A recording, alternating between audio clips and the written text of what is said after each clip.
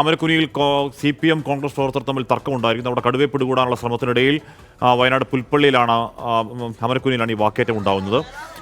സുർജിത്ത് അയ്യപ്പത്ത് വിവരങ്ങളുമായി. സുർജിത്ത്, എന്താണ് പ്രതിസന്ധിക്കിടെ ഒരു തർക്ക കാരണം?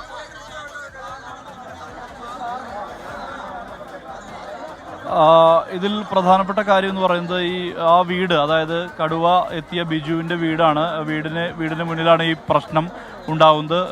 തമ്മിൽ കോൺഗ്രസ് പ്രവർത്തകരും അതോടൊപ്പം തന്നെ CPM പ്രവർത്തകരും തമ്മിൽ വാക്കേറ്റം എന്നുള്ള തരത്തിലേക്ക് മാറുകയാണ്. ഇന്ന് സർവകക്ഷി യോഗത്തിലേക്ക് അടക്കം പോകുന്ന ഒരു സാഹചര്യം ഉണ്ടായിരുന്നു. അതിനിടയിലാണ് ഇങ്ങനെ ഒരു തർക്കത്തിലേക്ക് കാര്യങ്ങൾ എത്തുന്നത്. ഒരു വിഭാഗം കോൺഗ്രസ് പ്രവർത്തകരും CPM പ്രവർത്തകരുമാണ് തമ്മിൽ തർക്കമുണ്ടാകുന്നത്. ഇതിന് പ്രധാനപ്പെട്ട കാരണം എന്ന് പറയുന്നത്, നേരത്തെ ഇവിടേക്ക് കോൺഗ്രസിൻ്റെ ഒരു പ്രതിനിധി സംഘം, ആദിവാസി കോൺഗ്രസിൻ്റെ നേതാവ് ശങ്കറിൻ്റെ നേതൃത്വത്തിൽ പ്രതിനിധി സംഘം ഇവിടേക്ക് എത്തിയിരുന്നു. നേരത്തെ കോൺഗ്രസ് നേതാവായിരുന്ന KK എബ്രഹാം ഉൾപ്പെടെയുള്ളവർ അവരും ഇവിടേക്ക് വന്നിരുന്നു. അതിനിടയിലാണ് അവർ ഈ സർക്കാരിൻ്റെ ഈ വനംവകുപ്പിൻ്റെ സമീപനങ്ങളെ ഉൾപ്പെടെ വെല്ലുവിളിക്കുന്ന തരത്തിലേക്ക് ഒരു പ്രതികരണം കോൺഗ്രസ് നേതാക്കളുടെ ഭാഗത്തുണ്ടായി. അതാണ് ഇങ്ങനെ ഒരു തർക്കത്തിലേക്ക് നയിക്കാനുള്ള കാരണം. ഇവിടെ രണ്ട് കക്ഷി നേതാക്കളും ഇവിടെയുണ്ട്. അവർ പരസ്പരം ചേരിതിരിഞ്ഞ് വാക്കേറ്റമുണ്ടാക്കുന്ന ഒരവസ്ഥയാണുള്ളത്.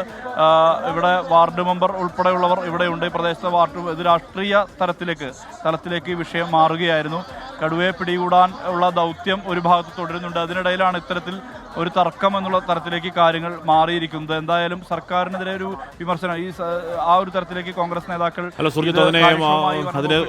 കോൺഗ്രസ് CPM തർക്കമെന്നൊക്കെ പറയാമെങ്കിലും 7 ദിവസമാകുന്നുണ്ട്. ജനങ്ങൾ പൊറുതിമുട്ടുന്ന സാഹചര്യമുണ്ട്.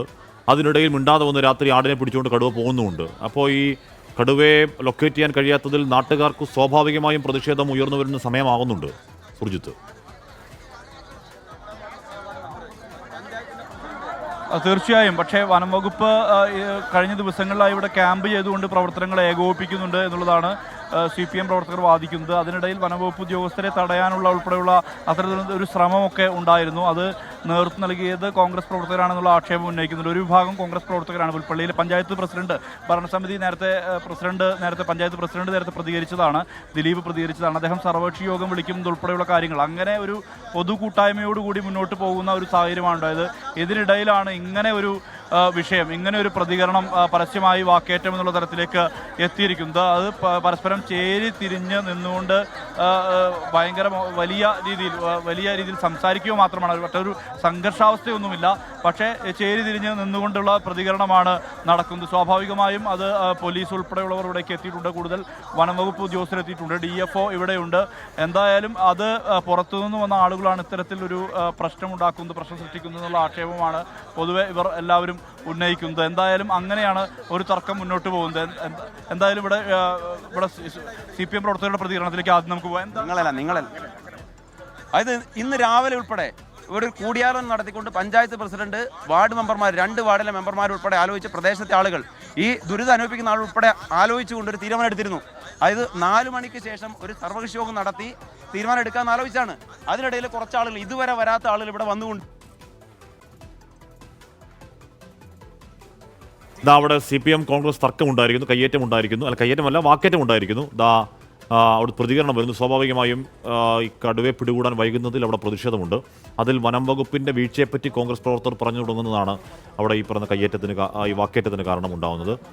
സത്യം പറഞ്ഞാൽ ഇപ്പോൾ അവിടെ വാക്കേറ്റത്തിന് കയറ്റത്തിനൊന്നും സമയമല്ല. അവിടെ പ്രതിസന്ധിയാണ്. പ്രതിസന്ധി എല്ലാവരും ഒരുമിച്ച് നിൽക്കുകയാണ്. പിന്നീടാണ് നമുക്ക് അതിനെപ്പറ്റിയൊക്കെ സംസാരിക്കേണ്ടത്. സത്യം പറഞ്ഞാൽ അജിത് K. രാമൻ DFO സംസാരിക്കണം. അദ്ദേഹത്തിൻ്റെ വാക്കുകൾ. ആ ശ്രമം ഇനിയും നമ്മൾ തുടരും. അതിൽ രാത്രിയും പകല് എന്നുള്ളൊരു വ്യത്യാസമില്ല.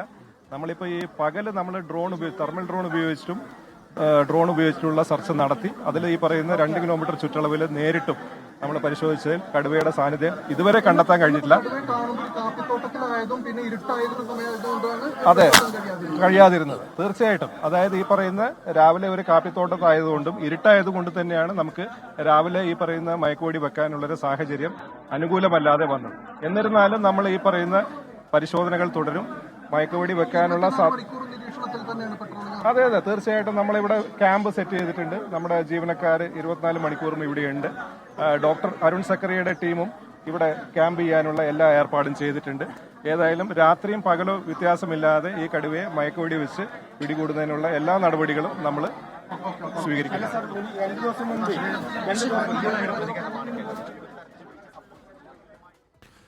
അപ്പോൾ ഇപ്പോൾ 7 ദിവസമായി കടുവയെ തിരഞ്ഞുകൊണ്ടിരിക്കുകയാണ്. ഏറ്റവും പുതിയ സംവിധാനങ്ങളൊക്കെ ഉണ്ട് DFO പറയുകയാണ്. പക്ഷേ ഇപ്പോഴും ആ കടുവയെ ലൊക്കേറ്റ് ചെയ്യാൻ കഴിയാത്തൊരു പ്രശ്നം അവിടെയുണ്ട്. വയനാട് DFO സംസാരിക്കുകയായിരുന്നു. 2-3 കുഞ്ഞാടുകളുണ്ട്, സാർ വന്ന് നോക്ക്. അതുങ്ങളെയൊക്കെ വളർത്തണമെങ്കിൽ ഞാൻ എന്ത് ചെയ്യും?